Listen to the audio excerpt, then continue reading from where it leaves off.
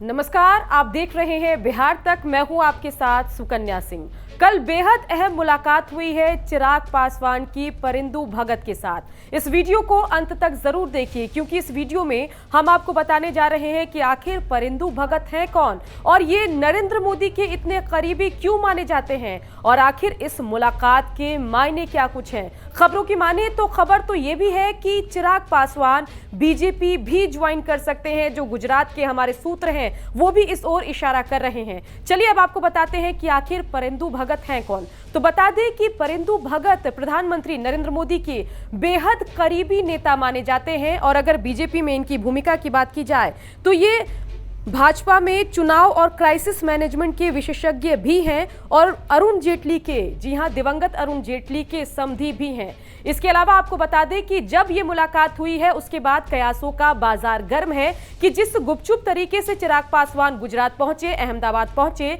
और वहां जाकर 5-6 घंटे परिंदू भगत से मुलाकात की, आखिर उसका सियासी मतलब क्या है, राजनीतिक मायने क्या है। बता दें कि लगातार आरजेडी की तरफ से चिराग पासवान को महागठबंधन में आने का न्योता दिया जा रहा है और लोग ये मान रहे हैं कि अगर चिराग पासवान, जिनकी अगर हम वोट फीसदी के लिहाज से देखें तो 6% बिहार में पासवान वोटर हैं, 23-24 लाख के आसपास वोट जो है चिराग पासवान ने बिहार के 2020 विधानसभा चुनाव में अर्जित करने में कामयाबी हासिल की थी। और ऐसे में अगर चिराग पासवान एनडीए से कर या एनडीए से अलग होकर महागठबंधन में चले जाते हैं तो इससे महागठबंधन को बड़ा फायदा होगा और इसी फायदे को आकलन करने के बाद या मेजर करने के बाद बीजेपी ने तय किया कि चलिए इससे मुलाकात की जाए, बातचीत की जाए। और उसके बाद ये खबर आई कि अहमदाबाद पहुंच गए हैं चिराग पासवान। यहां पर चिराग पासवान जब पहुंचे, घंटों मुलाकात की, तो लोग तो ये भी कह रहे हैं कि आगामी जो गुजरात का विधानसभा चुनाव है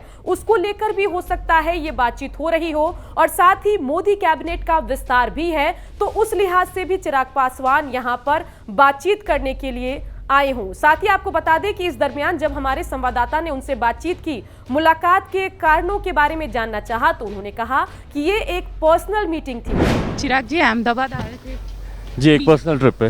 बीजेपी के नेता के साथ मुलाकात हुई है आपकी? पर्सनल ट्रिप पे आए। बीजेपी के नेता के साथ आपकी मुलाकात हुई है, क्या कहेंगे? Personal trip. लेकिन सभी जानते हैं कि एलजेपी की इस क्राइसिस की स्थिति में लगातार राम से मदद की गुहार लगाने वाले हनुमान अगर मोदी के गढ़ अहमदाबाद पहुंचते हैं, उनके सबसे करीबी से मुलाकात करते हैं, तो मतलब साफ है कि कुछ ना कुछ इस पूरे घटनाक्रम पर अब नरेंद्र मोदी जो हैं एक्शन ले सकते हैं। उनकी एलजेपी क्राइसिस में हो सकता है कि भविष्य में एंट्री हो। इसके अलावा बड़ा सवाल यह भी है कि पिछले कुछ दिनों में अगर देखा जाए तो चिराग पासवान मुख्यमंत्री नीतीश कुमार को लेकर जो हमलावर बने हुए थे वो थोड़े सॉफ्ट भी हुए हैं। और अब तो पिछले जो एक्सक्लूसिव बातचीत उन्होंने बिहार तक से की, उसने कहा कि बेशक मेरे कुछ सैद्धांतिक विरोध है नीतीश कुमार के साथ, लेकिन अभी अगर वो मुझे मिलेंगे तो पहले मैं पांव छूकर उनका आशीर्वाद लूंगा। मतलब साफ है कि नीतीश से भी गिले शिकवे दूर करने की कोशिश कर रहे हैं चिराग पासवान। और इसके अलावा अगर चिराग पासवान की राजनीति की हम बात करें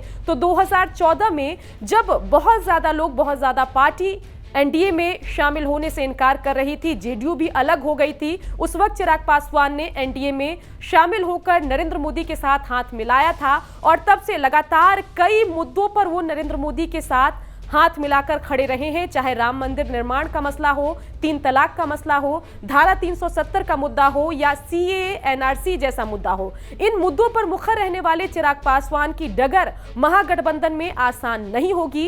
इसलिए ऐसा माना जा रहा है कि चिराग एनडीए में ही अपने विकल्पों को तलाश रहे हैं, कोशिश कर रहे हैं कि यही बात बन जाए। साथ ही चिराग पासवान के लिए महागठबंधन में तेजस्वी की अगुवाई में काम करना भी मुश्किल होगा, क्योंकि सभी जानते हैं कि चिराग पासवान की खुद भी मुख्यमंत्री बनने की एक इच्छा रही है और अपनी महत्वाकांक्षाओं की वजह से ही चिराग पासवान ने एनडीए से अलग हटकर 135 सीटों पर बिहार का विधानसभा चुनाव लड़ा था, ताकि पार्टी का जनाधार बढ़ाया जा सके और ज्यादा सीटों पर एलजेपी जीत कर आए। लेकिन बेशक विधानसभा का प्लान फेल हो गया हो, लेकिन इन सब के बीच अगर एनडीए में वापसी होती है, अगर बीजेपी में शामिल होते हैं चिराग पासवान, तो बड़ा सवाल है कि क्या 2025 का बिहार का विधानसभा चुनाव चिराग वर्सेस तेजस्वी होगा या महागठबंधन में शामिल होकर चिराग पासवान जो है तेजस्वी के साथ मिलकर एनडीए को टक्कर देते नजर आएंगे।